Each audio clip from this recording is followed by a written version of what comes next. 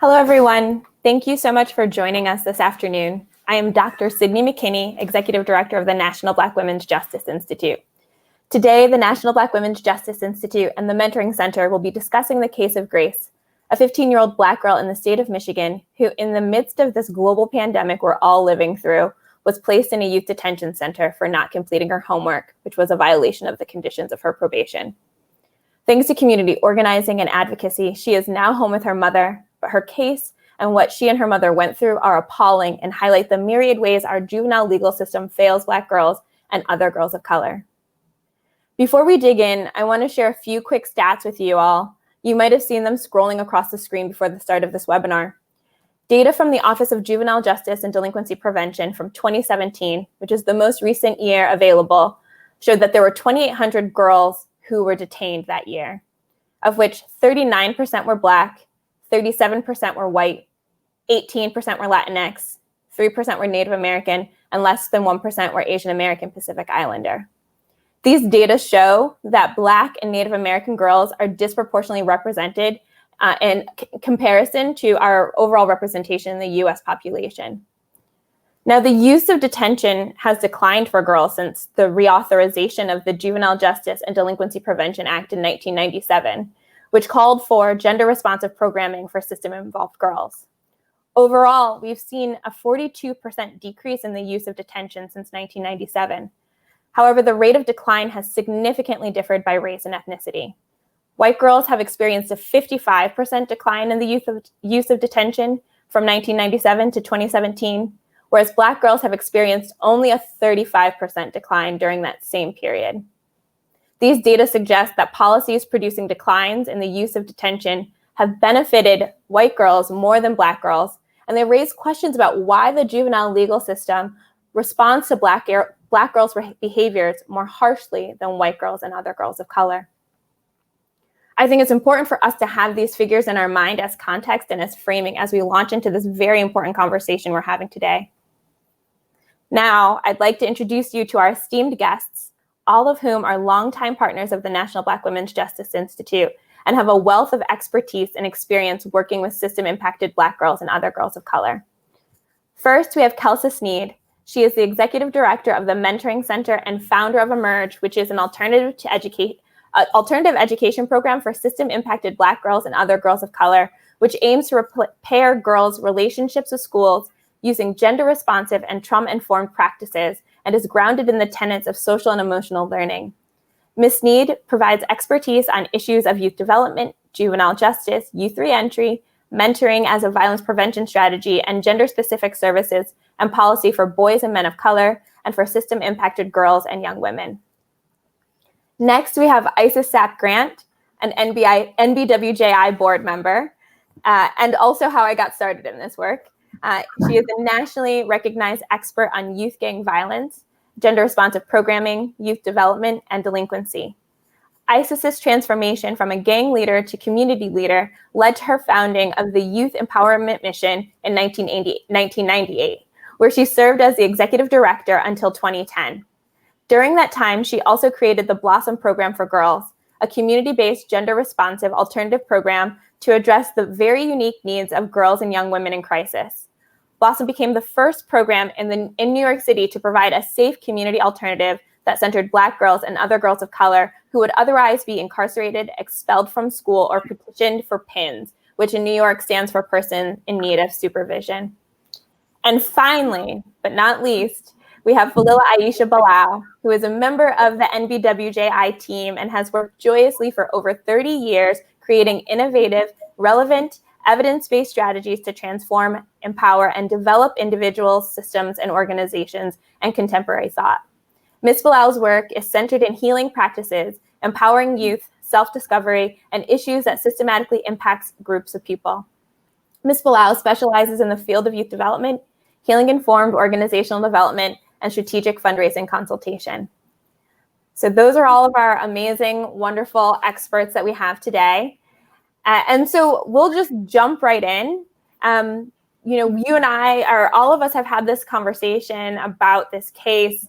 And I just want to know, for each of you, what were your initial reactions when you first heard about Grace's case? I mean, we have all been doing this work for a very long time. We have all worked with girls like Grace and her mother. What were the issues, the questions, and the frustrations that the ProPublica story in this case have raised for you? We want to start with Kelsa. You can kick us off. Absolutely. Thank you for joining this conversation. Thank you, everyone, for helping us talk about this really important issue. So for me, the thing that jumped out right away was I couldn't really sort of wrap my mind around it. There were no other options for something that was really, really, really minimal in terms of Grace not doing her homework. So I'm thinking about the circumstances that are present. We're in the middle of a pandemic. Kids are doing distance learning. Everyone's struggling in one way or the other. And she's essentially being punished for not being able to sort of navigate this really, really complicated system.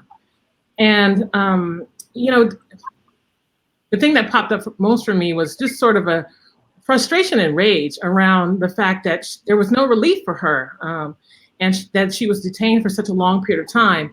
And I immediately started thinking about what other options did the court have at its disposal to come up with something better for her.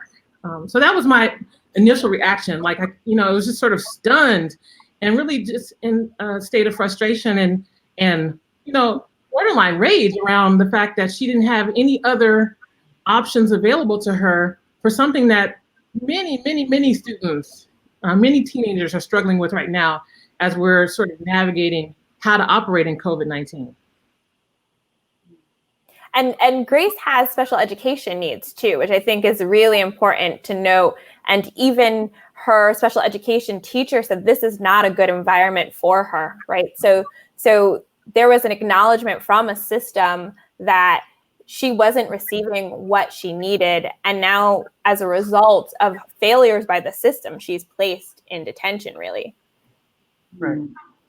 I would say along the same lines, we spoke about this. I have a love for the word blossom because that is the way I describe the work that I've done for all of these years. So the first thing that struck me was the fact that the judge used bloom, that, and the fact that the judge said, she's blooming here, or whatever way you put it. But the bottom line is that she used the word bloom. For me, it's the same as blossom. Really trying to say that Black girls can bloom. The fact that she tried to say that Black girls can bloom in jail is almost criminal. That alone, that would be the one thing I would say, remove this woman from the court.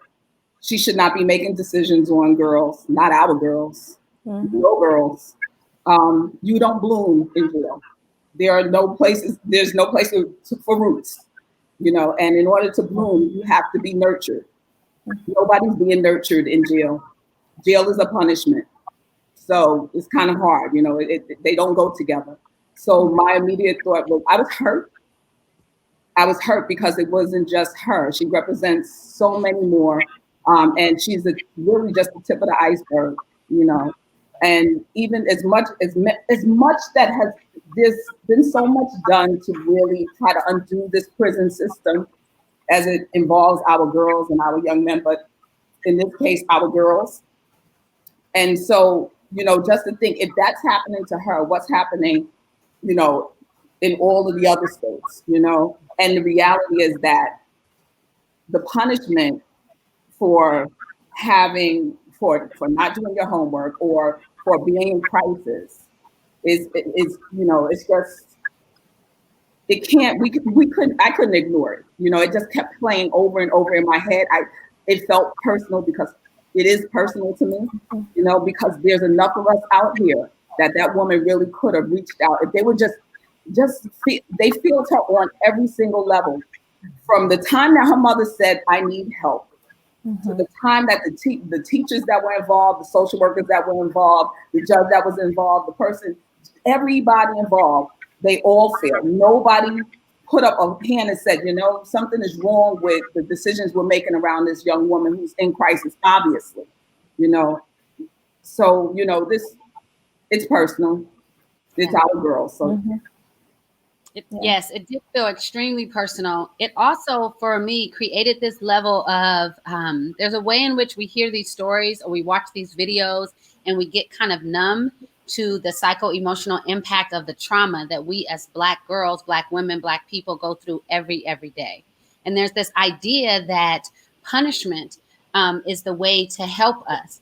And for me, it was, I watched it, I wanted to throw up. I thought about the experiences of my own daughter when she was in kindergarten and things that happened in the educational space where she was not protected and she was perceived older than she was. She was treated with disciplinary actions, and her counterparts, the same little girls with the same type of behavior, were given love and attention and understanding. Mm-hmm. And so it enraged me, it saddened me, and I have to, in moments, work to not get numb to the explicit, and I'm not going to say implicit because this was not implicit, the explicit bias and racism that shows up within systems. And when I talk about systems, I'm speaking about all that are part of this system. So I agree with you, Isis. We all drop the ball, right? We all drop the ball. We are all accountable. And so for me, it was this feeling again of like, oh, you don't love us. Like, we're not loved as Black girls. The things we do as Black girls, the normal human age appropriate things like not doing your homework, right? Absolutely. Like, this is the thing that you then get to come in and punish us. Oh, it's because you don't love us. You don't like us, right? And so for me, it was a reminder of that, and just fueled my drive to do the work that I do, that we do, to lift up Black girls, to say Black girls are human beings. And it should never be the case that a student doesn't do homework and they get locked up in jail. Mm-hmm. That is a ridiculous and absurd reaction and should be dealt with as an unaccountable response to a normal teenage behavior. Mm-hmm. Felila, just also on that, I was in the space personally, and again, personally, we're in the middle of COVID, and in my head at that time, I was thinking, all right, well, it's time to slow things down. It's time to, kind of go under so that we can ride this out. And it felt like as soon as that came on, it was like, oh, no, it's not. We can't. We cannot afford to slow it down. We cannot afford to just wait this out behind closed doors and not say anything, because people are, and I'll bring in something else, even with Black Lives Matters and all of the marches going on. Some people can't go out. Like, I know I'm not going out to march, but I keep telling people, just because you're not marching does not mean that you should not be doing. And there's something that all of us can do with this. So if it means while people are out there marching and while allies, people are saying, oh, allies are taking over. If the allies are helping with that, let them help. But something that we need to be doing is we need to be planting these damn seeds. We need to be nourishing. We need to be building, and we need to be really focusing on creating so that when this does let up, God willing, we have systems that are across the board in place. We can't afford just to talk about grace and then go to sleep. We need to talk about grace and then make sure that we're putting things in place so another grace does not happen. And we have the capacity to do so. We may not have had it a long, long time ago, but God knows, I know too many sisters across this country that have the capacity to do that. We need to deal with each other. We need to work together and make sure that every community has this. Nobody should ever be able to say again about our young girls that there's no other option but to put them in jail. And just to add to this, and I think it'll take it to the next piece. And I'd like to hear from Kelsa, but really, and I guess I am kind of pointing this out to you, Kelsa, is even the piece around how the media tried to say, well, you know what, she was also arrested for, or she was picked up for stealing a cell phone. Again, even a cell phone, you're not going to change that. That doesn't change the fact that this girl was in crisis. It doesn't change the fact that that is still behavior that is known, within her age category, and that is almost laughed at and flipped off when it's a different color girl. So, that's behavior that happens all the time in school. But to criminalize this girl and knowing the issues that she had even beforehand, you know, again, there's no excuse for that. And even adding all of those pieces together, it does not. There's still other options, and there were still other options, and they're still criminalizing her. Even now that she's out, she's still in that system. She's still connected to it. So. Yeah, I mean, I think it's really important to think about the fact that she's a child. I mean, she's 15 years old. And, you know, while people might say, oh, you know, she stole a phone, you know, there was an incident between her and her mom, all of those things are not outside of normal teenage behavior. And, exactly. You know, it happens all those types of activities, behavior, and she's developing as any teenager does. Those things happen all the time. And not to say that those aren't activities or behaviors that need to be addressed at all. I'm not saying that, but I am saying that to lock someone up, to lock a child up for doing what could absolutely be considered normal teenage behavior is really absurd, right? And so when you talk about how the court is looking at this young person, how the court is looking at this girl, I think it's really important to understand that, you know, the juvenile court and the juvenile legal system, their sort of statutory mandate is to say, we're going to focus on rehabilitation, and we're going to do what's in the best interest of the child, right? That's what makes it different from adult court. And so when you think about it in those terms, then you think about what should be the rehabilitative move or the activity or the action for a 15-year-old who steals a cell phone, right?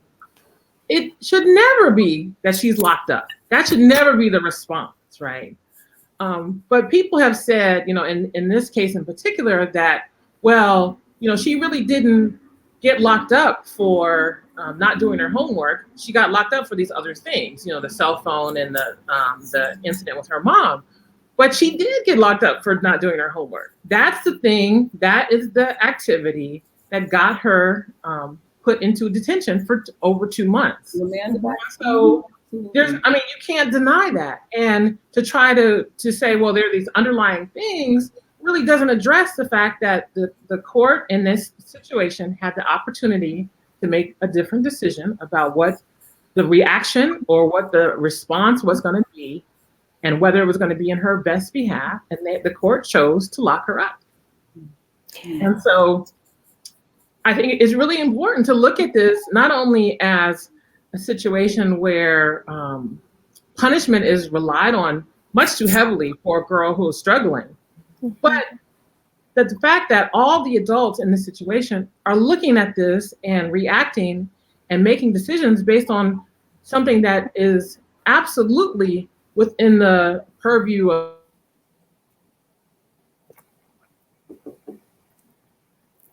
Uh-oh. Is somebody freezing? I think Kelsa froze. So one thing I was just going to say really quickly is, you know, both you and Kelsa brought up being the fact that detention was used in response to normal and appropriate behaviors. And I keep coming back to all of the research tells us that incarceration is bad, right? It's bad for adults. It's bad for young people. And in the field of criminology, it's called criminogenic, meaning that it is likely to cause people to actually commit crimes in the future.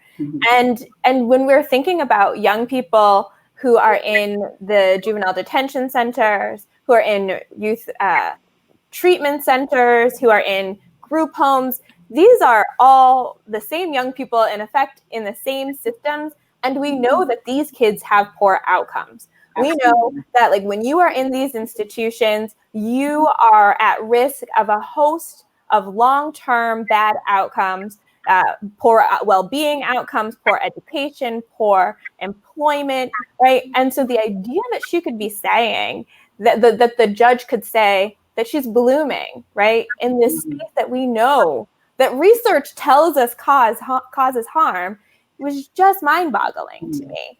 And Isis, you made this really wonderful point that I also kept coming back to is Grace was in crisis. Her mother was in crisis. They needed programs like Emerge and like Blossom instead of detention and instead of police, right? Because her mom called the police because she didn't have any other resources. So to your point, we need to be investing in and creating more programs like yours that are gender affirming and culturally affirming so that Grace and families like hers have alternatives to the criminal and juvenile legal systems so that they're not caught up in these systems that are harming them. Can I say this? You know, I just want to speak to what it would look like.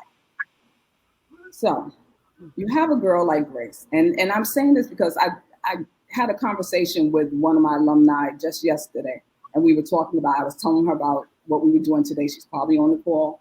And I asked her opinion, and she was like, you know, I remember when my mom brought me here. I remember when my mom brought me to Blossom, and I remembered when her mom brought her to Blossom. And the conversation is very, you know, I don't know verbatim what happened with the conversation with Grace's mom, but the conversation with the majority of the girls that come into Blossom was like this. It was either from the mother saying, I can't take it anymore. She's disrespectful. She did this. She did this. She's going to go to Blossom, or she's getting out of my house. Or it was from the school. She's either going to Blossom or she's getting out of this school.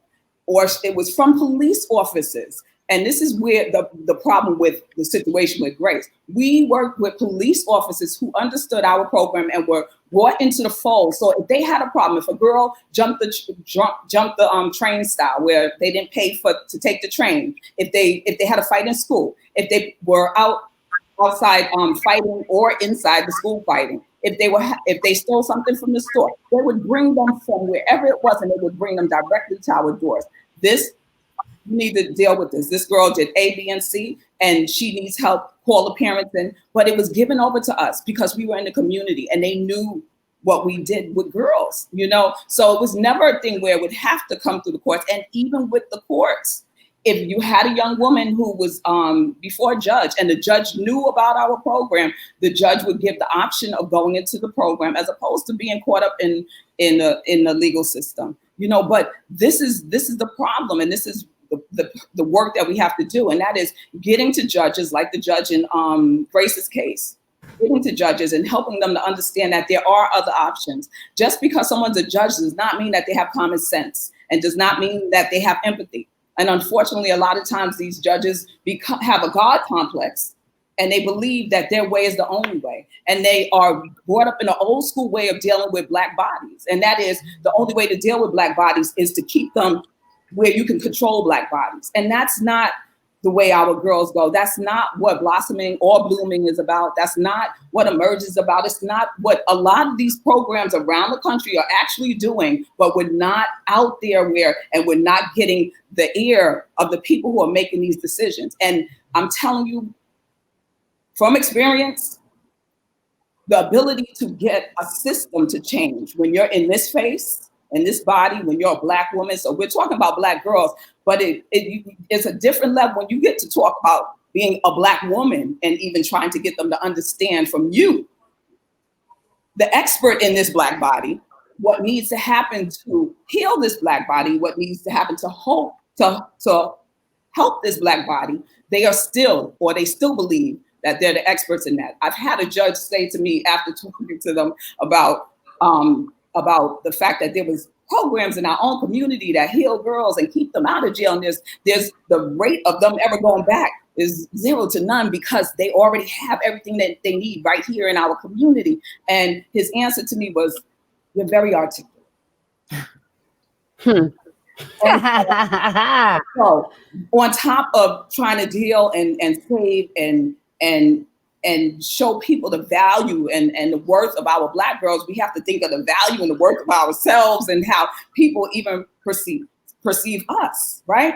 So it's so many layers to this work because we can talk about it and we could even change laws, but until we change the foundation of how they see us, in little towns all over, they will take bodies and they will make whole livings off of bodies. And we know in New York City, think about it real quick, New York City, upstate, whole communities based and living off of the backs and the freedom of Black children. whole communities where they lived, or I mean, you have a judge now that I'm not sure if he's still in jail, but he went to jail for this because there was a system where they were just feeding our young people into this prison system, and it was generational, and it was simple things. You yelled at your mother. You yelled at you yelled at somebody while you were driving. I mean, it was the craziest things. But if you don't have people that are going to advocate for you, and if people don't see you as human because you're a child and you're Black and you're and you're poor, you could disappear in these systems and people will never know the difference. So we have to lift up these girls. We have to lift them up. We have to teach them what their rights are. We have to help them to become their own advocates, right? And we have to advocate for them. And we also have to talk to these judges and our politicians who we can't get everybody on the same page, because that's what's important to me. So it really, our politicians have to be pulled into this as well, to really believe that this is what our girls deserve, that they deserve more. Because for me, when she said blooming, I'm like, really? So you're telling me, is she doing double dutch? Is she eating, like, are y'all breaking bread every single day? Is that what y'all are doing? Is she getting therapy every single day? Is she drawing? Is she doing poetry? Is she doing fashion shows? Is she creating it? Is she doing advocacy out in her community? I just want to know that, because if she's not doing that, and is her family coming every day? Because at Blossom, we did activities with our families because, girls are connected to other people, and that normally has a big impact on who they are. So we need a little bit of everybody there. We need everybody there. Are police involved in this? Are teachers involved in this? Do you pick her up after school? Because those are the things that we do. Are you talking to boys about how they impact our girls and vice versa? Like, are they included in those conversations? It's a lot that goes into it. It's called life, because that's what she would have been doing out there if she got into the right sort of program that would have really addressed what her learning issues were and what the crisis was that was happening in her home. It wasn't that serious. And I don't care what anybody says. I'm saying it was not that serious. This is serious now. It's serious what the judge did. What Grace did in the whole scope of things, no, that was the only thing that would have brought her to the table. The fact that her mother went to the police officer, thank God. I used to love to hear the sound of, you know what, I'm here because da-da-da. I don't care how much you yell. Parents are supposed to yell, but we're gonna get to the bottom of this and we'll do it together. But we're not putting girls behind bars for their transformation. Let's be very, we're not doing it. We have to be very clear that mentality is a slave master's mentality. So I'm just going to call it out. And because I've been dealing with this for the 47 years I've been on this planet, it is a slave master's mentality. And we know that racism connected with sexism and all the other isms is alive and well, right? And so when we think about how someone could even think about a child in that regard, we've been here before as Black people. And what's exciting about the times now and the Black Power movement and us understanding intersectionality and all of these wonderful concepts is that other people are joining this, right? Other people are joining and saying, wow, this is ridiculous. And not to say that other people didn't join it before, right? But when I think about, I went to high school, the Urban School of San Francisco, and it's one of the independent private schools in San Francisco Bay Area. It's very expensive. It's mostly very well-to-do white kids. And in that environment, I saw the most typical crazy behavior of children. Okay, a friend of mine had a party, and at his party, his parents were going to have dinner with Ronald Reagan. So he had the house free for himself for the weekend. At his party, at the end of his party, he had $750,000 worth of damages to his parents' home. No one got arrested. No one got arrested. No one got taken to jail. It was a conversation amongst the parents. There were some lawsuits because there were some things, but no one went to jail. There were no charges. But when the parents returned, of course, they were upset, like any parents would be. What we are dealing with, and what Grace and her family is dealing with, what her mom was feeling, this idea of like, I don't know what to do. This is directly connected to the trauma and the lack of support that we go through all the time as mothers, as Black women, right? And so the response indicates the explicit racism and the abuse of power that the system has displayed in our communities for, since we've been here as Black people in America. And so when we talk about how we undo that, it's critical, I think, that we identify it for what it is and say that America has a serious problem. And it's all of our problem. It's not just Black people's problem. It's a problem for white people as well. America has a serious problem, and we are almost like ruining ourselves from the inside, but it has to surface to the top. And so I'm so excited about all of us and the work we do, because we are part of pushing it up. We are bubbling up this disease of racism. And we're saying that there's another way to be. And we have just as much data to demonstrate what all these other things do to help cultivate a sense of identity, a sense of self, a sense of health, and a sense of blossoming and blooming. And so, but we can't get there until people tell the truth about the mentality that they are actually that they have lifted up and that they have internalized. And so I just wanted to bring that word up, because this is about this is something that we're not tolerating anymore. This is something that we don't have to do anymore. And to her mom, we love you and we're here with you. And that's a very important message for her to know as a woman, as a Black woman, that she is not alone in her journey and in her struggles with her kid. And what I do in my family, there are moments within my own family and my parenting where I'm like, I am about to lose it. And what do? I call on my support of people in my community to help me, because I know, just like my children are human, I'm human as well. So I just think that it's super, super important that we call it what it is, and that we continue to create communities of support. That's how we have survived and thrived. And that's how we have actually propelled all of us forward as a nation and as a country.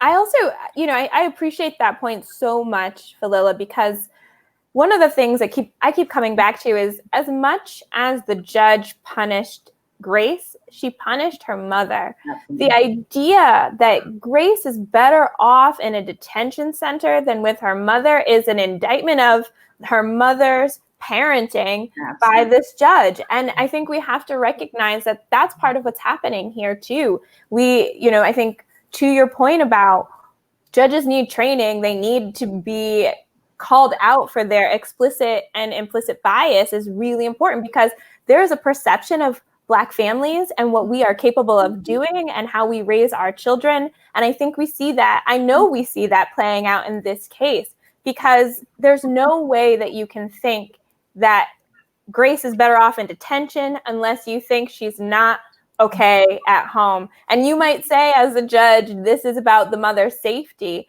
but you have criminalized and penalized this woman for seeking help, right? Mm-hmm. She didn't know what else to do. She turned to the courts. And what you told her is that you're not the right person to take care of Grace right now. And in the ProPublica story, Grace's mother is going to the facility trying to give her things to make her feel at home. And she's not able to get them. She's crying in the parking lot, right? Because in effect, Grace's mother is not even considered the right person to care for and keep Grace safe. She, in the eyes of that judge, was not doing her job. And that is infuriating, that this is what happens to Black families in this juvenile court process. I mean, I think that's such an important point, because in this case and with Grace, there were so many opportunities for adults to make different decisions. So many opportunities, right? And to use their discretion to say, what kind of support, what kind of help does this girl need? I mean, she has an IEP, she has some academic challenges, she had a therapist. And so for the judge to say, she's better off in jail than being with her mother, and than having access to services, to having an environment that's familiar and comfortable to her, and in the middle of a pandemic, being in a locked facility, right? I mean, it's absolutely an indictment on Black families and Black motherhood. And, I think about it in terms of the system and how the system is working, right? And so you think about the fact that the governor of Michigan said, no children should be detained in this pandemic unless there is an immediate and substantial risk of harm, right? That was a mandate that she put out that the judge was fully aware of. And so the judge, in her own, using her own discretion, said, absolutely not. She doesn't get to come out. I have decided, above all these people who are in Grace's life on a regular basis, her teacher, her mom, her therapist, all these other folks, that I know what's best, and I'm going to enforce that. And there was no argument that could be put forward by Grace or Grace's attorney that would change the judge's mind. How do I know that? Because when there was a hearing to sort of reevaluate whether she could be released, it was 2 months in. So she'd already been detained for 2 months. The judge and the caseworker, who is the one that violated her and made the recommendation in the first place, both acknowledged that she was doing well in terms of the program, right? And so she had done all the things that the program had asked her to do. She had, her behavior was good. So, like I said, both the judge and the probation officer acknowledged that. And still, the judge's decision and the probation officer's recommendation was that she continued to be detained for months longer. And so that signals to me that there's nothing that she could have done to get out. Nothing, right? Behave badly, behave well. There's nothing she could have done. And so that, the ability for the judge to make those kinds of decisions and have that kind of negative impact really speaks not only to her, to the judge, but also speaks to the system that allows that to happen. Absolutely. And even though, like statutorily, as I said, the mandate is that it be rehabilitative, there's no way that the judge can make an argument that that's rehabilitative, that environment for her was rehabilitative. And I personally believe that it should go beyond rehabilitative, because that assumes that there's something wrong, that children need to be rehabilitated. It should be transformative. It should be healing, right? But every decision at every point that an adult had an opportunity to decide differently and to create a better option, that those adults in the court system did not take those and chose to be as punitive as they possibly can. And so it's really, this conversation and the focus on Grace and all the other Black girls who are experiencing this is really an indictment on that particular judge, but also absolutely on the juvenile legal system. Across the board. Across the board. It also stands out to me that when our kids get labeled, that label sticks, right? So Grace had an argument with her mother. Police were called. Grace stole a kid's cell phone. She is now a safety threat, like a risk to her mother's safety, even after months of therapy, months of them working together on their relationship, both of them saying, we have found this new love and appreciation for each other, and yet she can't shed that label. Even that one minor infraction of not doing your homework, and actually in the story, she actually, I think, did her homework. She just accidentally told her caseworker that she hadn't done her homework. But even still, right, that small, minor, insignificant infraction in the midst of a global pandemic, was like, you are a threat to you're a threat to safety, public safety. You can't be in the community, and so she was not a threat to public safety to begin with, but she was labeled as such, and was not able to shed that label. And that label is why that judge, in her mind, thought it made sense and it was justified to keep her in detention. Even, as you said, Kelsa, she was doing well in that program. She was doing everything she needed to do. And yet, she has to stay in. What about now? Because I heard that she was, even though she was released, that the judge moved up the date for her to go back to court to set, and I guess it was an assessment that was supposed to be done and I could be wrong with this, in September, but it was moved up to August, like late August or something, and that the judge also invited cameras to be used during this. So I don't know if this is about the judge trying to show to give the world a better view of what's happening with this girl, or so that people understand. I don't know what it is, but once again, we're talking about this girl's even the freedom, her right to freedom, her right to privacy being taken away from her, and her family. Because even the name Grace, we know that that's not her real name. This is to protect her, but all of a sudden, her privacy is not important. Why? And how was the judge even able to do that? That it sounds like, again, it's more about people trying to cover their butts and stick to a system that's easy for them, that they're familiar with, that they're comfortable with, and even though they see all of the things wrong with it to the death, they will fight for a system that keeps people locked up, even if it's young girls. But I think that's the thing, right? So I don't know about what the judges, about what you were just saying in terms of having cameras in and the rehearing, but I do know that it took the Michigan Court of Appeals to make sure that Grace was out. The judge has, at this point, and as far as I know, has not come forward and said, let me reconsider this. Perhaps I made the wrong decision, or, is there additional information that has come to light that might make me, determine another outcome for her? I haven't heard any of that. Other programs? I have to believe that in somewhere that there is some program, but even if there isn't, I'm sure that people at this point have other services, and a circle is built around her at this point. She had a circle built around her. She had a therapist. She had a teacher. To begin with.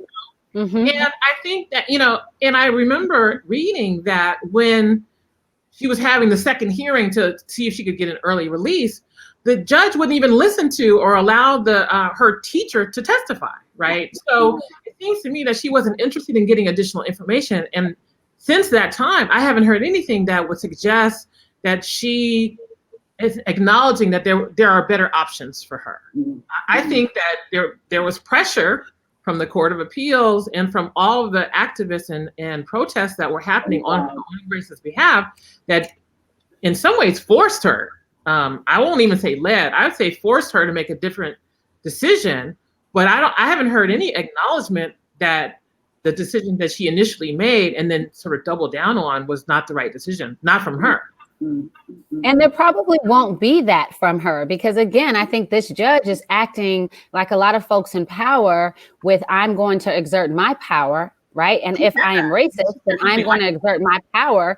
Again, like this system was designed to, lock up poor Black folks. Not just that, but this system was designed when we think about some of the slave codes, or even some of the laws that were put in place after slavery, where no more than 3 Black people could gather outside. If you were gathered outside standing, then you were perceived as a gang or doing illegal behavior. That was so they could lock us up, and then we could build this country for free. Built the railroads for free.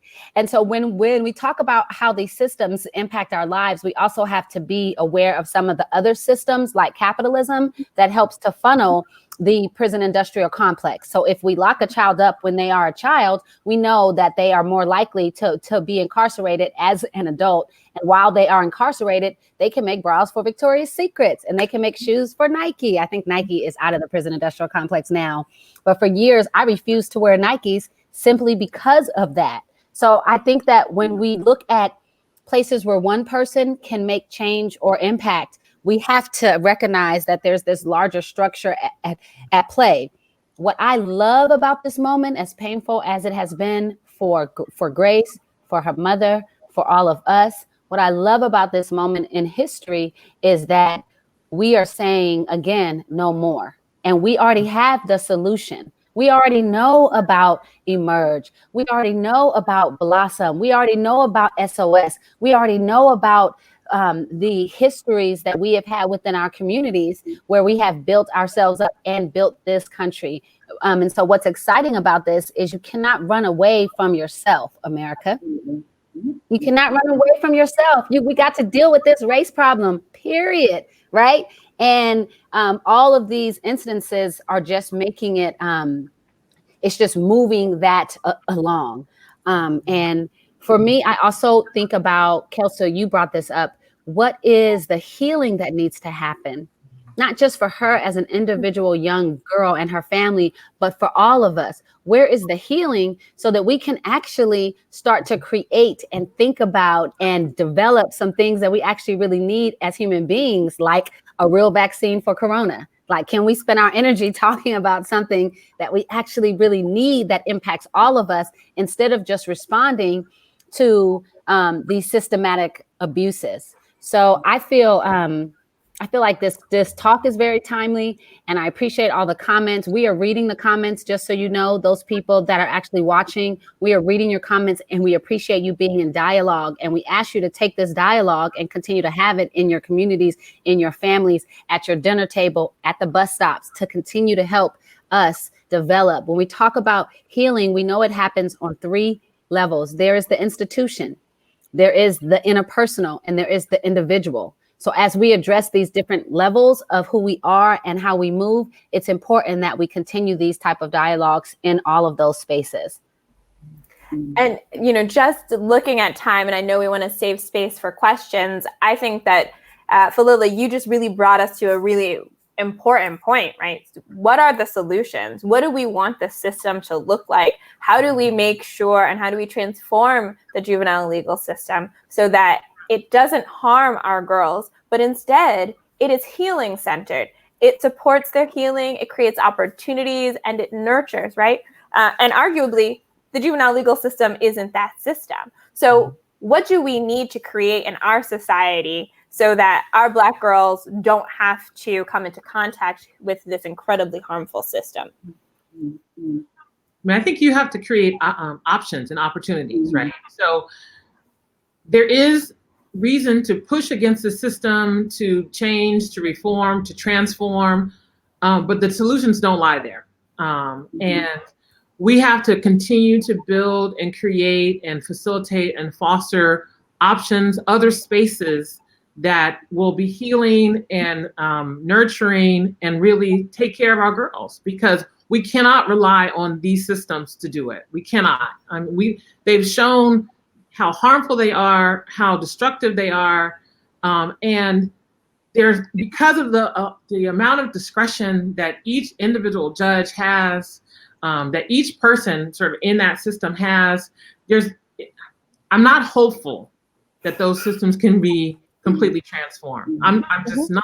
And so I think it's on us to know that we can take care of our girls better than anybody else can, and to create options that are available so that instead of sending Grace to detention, it's a no-brainer. It's absolutely a no-brainer to send her to a Blossom or to Emerge, or to programs like that that are supporting and healing and nurturing Black girls. You know, I would say, just in response to when I first heard it, and Sydney, you know, I was just like, oh my God, the energy, it would not let up.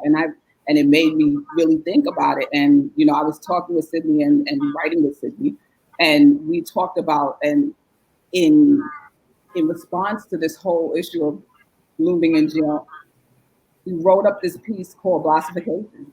And Blastification is the idea that every girl deserves to blossom wherever you are, but in whatever community you're in. And the idea behind that being that the Blastification, it's the Blastification of communities, all communities. So for me, and that's for anybody who is doing this work. But I think, again, for me, it's always been the symbolism behind the flower, the significance behind the flower, and how it really represents what can happen when you nurture a community and nurture the girls in the community, that it gives back. So when Black girls blossom, everything blossoms. When Black girls blossom, women bloom. And I get to see, you know, if people do not believe that, if they do not believe that when Black women and allies put their minds and their minds to embracing their young people, their young Black girls, everything opens up. It heals everybody from the boys on down. I mean, it just heals everybody. It heals the families. It heals the community as a whole. It really does. So, you know, and I've seen not just the impact that it's had short term, but long term. Looking at, you know, I'm looking at grown women now that were in our program who came when they were 11, 12, 13 years old, you know, and are grown women. And they're like, why is this girl in prison? I did blah, blah, blah, blah, blah, blah, blah, blah. I did this, da, da, da, da. And why would that be their response there? And I'm like, well, you know, I don't have the answer for that. I can only say that when we saw it happening in New York City, and when I started off, I was working at one of those facilities, and the experience of working in one of those facilities and seeing how and understanding how they were not just rotating kids in, but there were generations of young people coming in. Their grandmother was there, their mother was there, and then I was dealing with the daughters, and being 18 at the time and seeing that happen as a young person working in these facilities, and really not just getting an understanding of the fact that this was a system that was really, again, just relying on young people to fuel an industry.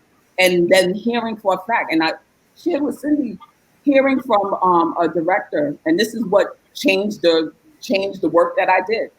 A young woman who was in there, and she was in there for fighting, and she was ready to come out. And I was sitting in on her assessment where the director was about to tell her when she was leaving, and we all felt that she was leaving because she was there for a long time. And she was doing well, great grades, her behavior was excellent, she was on her way out. And the woman shared, I'm so glad you're doing so well, all of this, yay. And at the end, she said, you're doing so great, but unfortunately, I can't let you out because there's no one to take your place. So that blew my mind, and that stopped me. I think I may have lasted another month there, but it stopped because I was just like, what the, are you kidding me? And you know that girl did not leave. She did not leave any time after that because there was no reason for her to leave. Why? Because everything that she was doing that was right, this woman just basically told her that there was no way she was getting out anyway. You know, so everything went downhill from there. And then you see it, it's, what are you going to do? Like, there's no winning unless we take back our girls, unless we take back our girls and tell these judges and tell these politicians and everybody else who's benefiting from this, no more. Fuel it with something else. Get oil. I don't care what you do, but it won't be on our girls' backs. It won't be on our families' backs. So no, they are not happy when we come to them and say, you know what, we have alternatives. They're not happy when we say that, guess what, in response to a girl not being truant, right? A girl being truant, and instead of putting her in jail, you can send her to a program that will get to the bottom of why she's truant. And instead of her being in jail and truant, she comes to a Blossom where we could find out and get to the bottom. And the answer when you come to your own community, usually it's more like, all right, the young woman is truant. Why is she truant? Why don't we find out what's going on there? What? You mean she has 3 siblings that are younger than her and a mother and father that are not able to quite take care, and she's been up dealing with this, so she's kind of sleepy when she goes to school? What? Those sound like real issues. Those are the things, that's not criminal. Those are the things that in our real society, young people deal with all the time. So you can't tell me that they're all criminal because of situations in their families or crises that they go through. We all come from families with different situations, and none of them are all perfect, but it doesn't make us criminal. You know, but we could get to the bottom of it. And in cases like that, we've always, with love, dealt with it, with excitement, dealt with it. And 9 times out of 10, the situation was dealt with, and that family got the help that they needed. Not just the girl, but the whole entire family. And it benefits all of us, because all of the girls that came to us with situations like that wind up being teachers. They wind up being business owners. They wind up definitely graduating from high school, but they did not wind up in jail. You know, it's cheaper to do it our way. It's significantly cheaper to do it our way, but they don't want that because they make way too much money. And the difference is that when it comes from us, in this work, Black women, we pay to do this work. Other people get paid to do the work. And that is really that simple. We pay with everything to do this work because it's a labor of love, you know. But when you have people who build their families and their own communities off the back and the bodies of Black people and Black young women, we got a lot of work to do here. And we're here, and I'm all for it.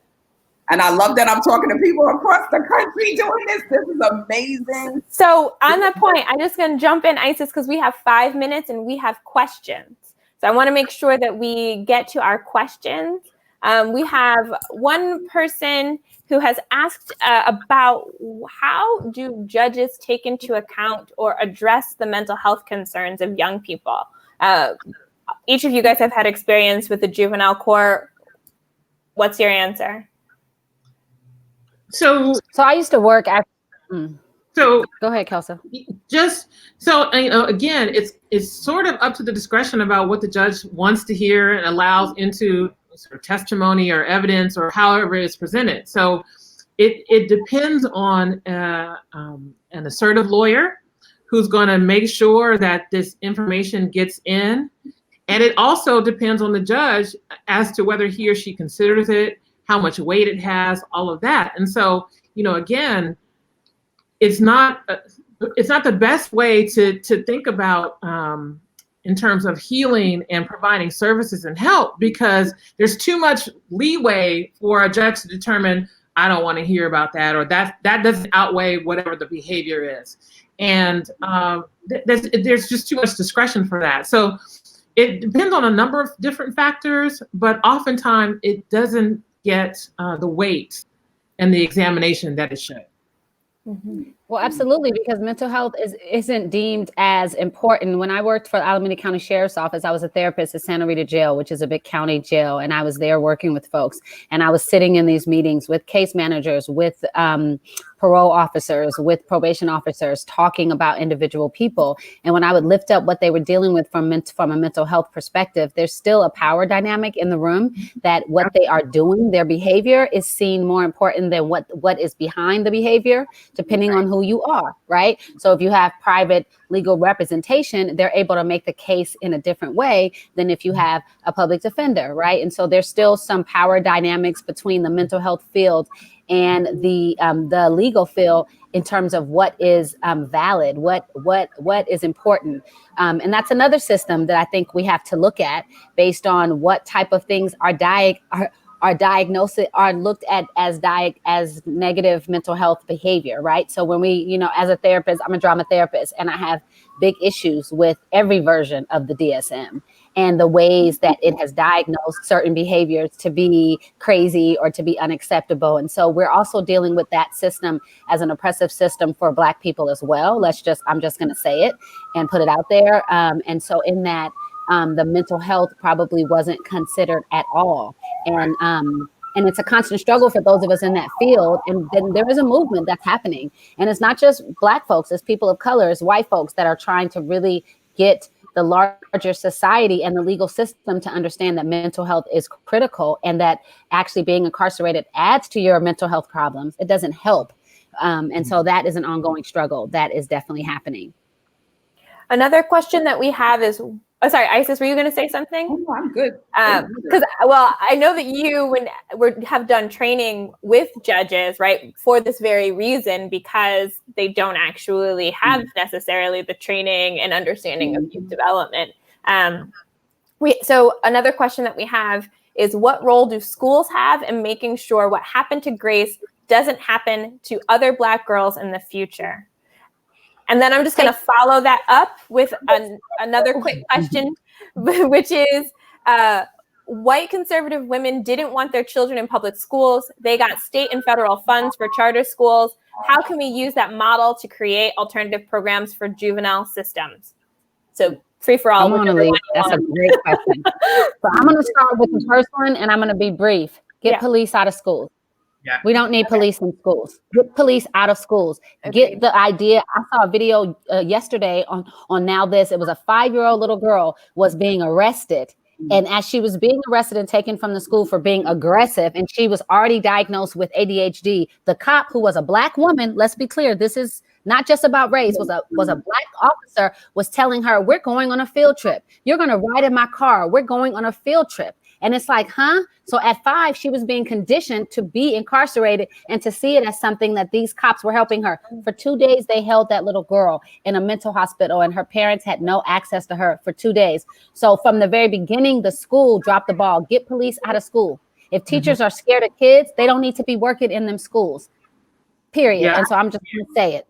I agree. I mean, the school system and the juvenile legal system shouldn't have anything to do with each other. I mean, they should be completely separate systems, and school systems should not rely for any reason ever on police, the juvenile legal system to address school-based or even mental or other health-based issues, right? So those are systems that should be separate and shouldn't intermingle and rely on each other. And schools should do whatever they can to make sure that they're not a feeder to the juvenile legal system.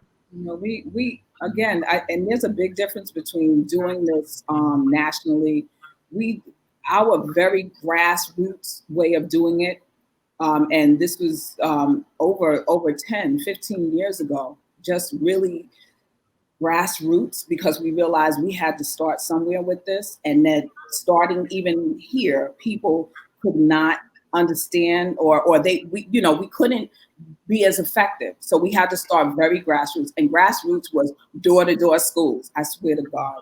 And it was door-to-door. It's door-to-door, going door-to-door. And if you believe in Black girls, and if you don't, we're going to deal with that. But if you really honor our children, if you want to see children thrive, we're here. We're saying that we're an organization that if you are having problems with a group of young people, and these are young people that you would ordinarily expel from school, or suspend from school, or send home, or whatever, send them to us. Let's talk about them. So we would help holding the case meetings with principals, and then with the social workers at the school and the teachers who would refer the young people that they were having problems with. So it became a relationship, a very ground-rooted, community-rooted relationship with individual schools, so that it wasn't something that it ever got to the level where it had to go to the police or go to become a legal issue. We got it at the beginning when the problems first start, and some of them were in the middle, or when there was just a crisis. It didn't matter, but the bottom line was they knew that there were people in the community that had their backs, and if we worked together, we could make magic. And that's what wound up happening for us. And it for me, it was always just common sense. I mean, Dad, you have people who love their children. We love our children. Why would you not include the community in this process of helping you to graduate our young people and to educate our young people? Why would you need to bring law enforcement into something that's so sacred? It makes no sense. It makes no sense. It doesn't make any sense. It makes absolutely no sense, which is why, push out was so crucial, to helping people. Because there's one thing when you have organizations that are doing it, and we could do it, we're hitting here and we're hitting there. But the one thing that a lot of these systems have that we don't have, they have the research, they have the big hitters, they have people who could, pull together these fancy $100,000 reports and stuff that say A, B, and C. But now we have more than that. We have cities. There's one thing I want to say to address the question about charter schools and how large communities of white women banded together. It speaks to the point you made earlier about collective power. Right. And so I'm one of those Black parents who did register her daughter for charter schools in Oakland and was like, I'm pulling her from the public school system because it's not helping her. And so I and many of us infiltrated those systems and were part of the charter school movement. And I did it with no shame, because what's best for my children is what's best for me and what's best for us. Right. And so there's ways. I just want to speak to the power of collectiveness. When we think about the bus boycott, how did we get our needs met? Because we didn't take the buses no more. So we need to be homeschooling our kids. These systems get a lot of money for having our kids there every day and feeding them this crappy food. And so if we pull our kids from the schools, and I know I'm talking about stuff that people are like, what is she saying? But we pull our kids out of these schools because they have cops in the schools, and we homeschool them ourselves, which we basically are doing anyway with COVID. Guess what? We shut the schools down. So, I mean, we have lessons in our own history as Black folks of how we want to move the mark. And we may not be fully where we want to be, but I do think that my point is collective efforts is our consolidated power. And we'll give Kelsa the last word. I just want to say on that second question that it's important to really think about how we can divest resources. And so, what are these systems that are harming our children getting in terms of resources and money and funding and that sort of thing? And how can we creatively, strategically divest those resources and create spaces that are important and harmful and helpful and nurturing for our girls? So, yeah, I mean, in the same way that the charter schools were developed in that way, we need to think about how to divest resources and create things for our own kids. That's a great point. Well, it is 4:05, so I appreciate everyone who stayed on before or after 4 o'clock. And I want to thank our amazing guests, Isis, Felila, Kelsa. You guys are brilliant, amazing women, and I feel so honored and so special to be able to have the opportunity to work with you on a regular basis. I know that some people asked some questions that we didn't get to. I encourage you to go to the NBWJI.org website. You can send questions through that link there, I think through our communications or contact page, and we'll get back to you and try and answer some of those questions. I saw one about programs that we recommend. And we also encourage you to go to the Mentoring Center website to learn more about Emerge and the Mentoring Center, which is the wonderful and amazing organization that Kelsa runs. And we actually at NBWJI have a report coming out about that soon. So, keep an eye open for it. And also please go to the, Isis, what's the name of your new website? Yeah, When Black Girls Blossom. When Black Girls Blossom. The website is a website in progress. So right, but it'll give you more insight into what Blastification is. Absolutely. And so we sincerely thank and appreciate all of you who joined us, all of you who commented and engaged with us during this, I think, very important conversation. And we will be having more of these. So keep your eyes open and please be ready to continue to support us in this way. Thank you so much. Thank you, Sydney. Have a great day, everyone. Take care.